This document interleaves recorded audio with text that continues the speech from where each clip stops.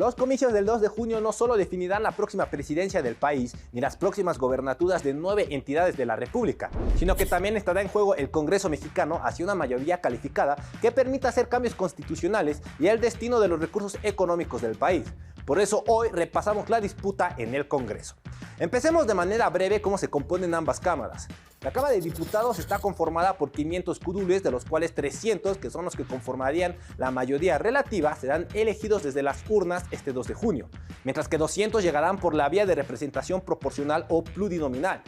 Mismo panorama en la Cámara de Senadores, en la que la pelea es por el control de 128 escaños, 64 de mayoría relativa, es decir, quienes llegarán al recinto de paseo de la Reforma 135 por medio del voto ciudadano.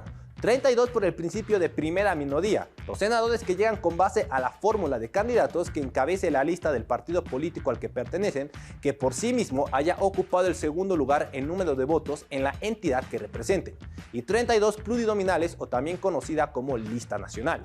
Con este panorama, ahora es importante explicar por qué tanto Morena y sus aliados como la oposición ponen demasiada importancia en hacerse del dominio del Congreso.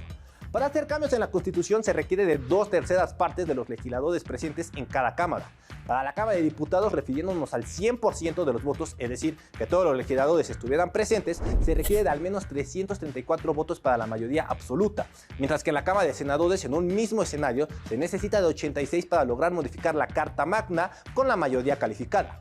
De acuerdo con las proyecciones, la coalición de Morena, PT y Partido Verde se perfila a repetir la hegemonía en ambas cámaras. Recordar que la llegada de Morena a la presidencia significó un cambio en el Congreso de la República, que a pesar de las altas y bajas, además de cambios por parte de los legisladores a diferentes bancadas partidistas, se mantuvieron los del Guinda como la fuerza dominante.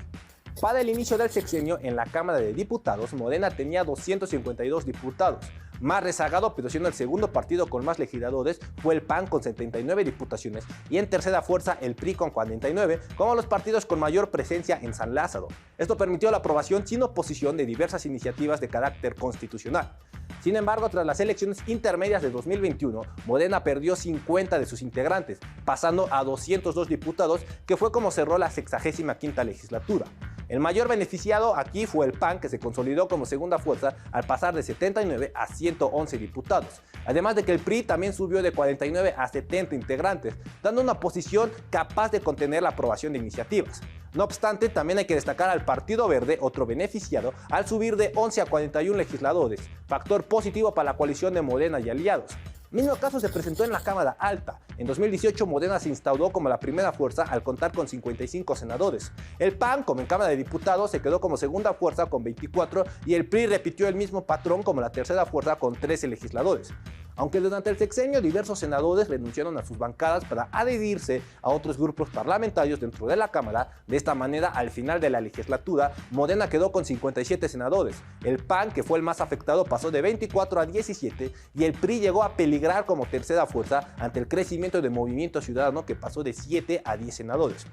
Teniendo este panorama, se puede entender la importancia de las distintas fuerzas políticas y coaliciones para el Congreso mexicano, que será clave para el desarrollo del siguiente sexenio.